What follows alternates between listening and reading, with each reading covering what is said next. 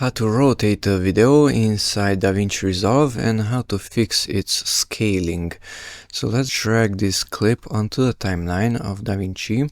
Okay, maximize it. So here we have some ants and their eggs on the ground, but the video doesn't look too well. So to fix it, we should rotate it.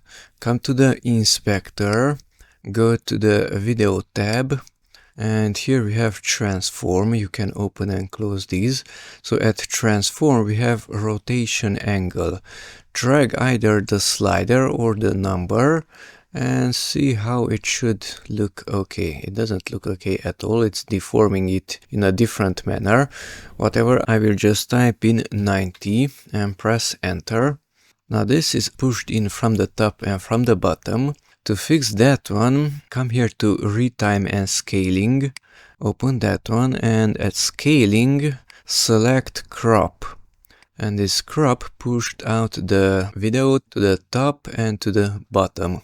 And now those ants look normal on the ground. They are not upside down nor pushed in from the side.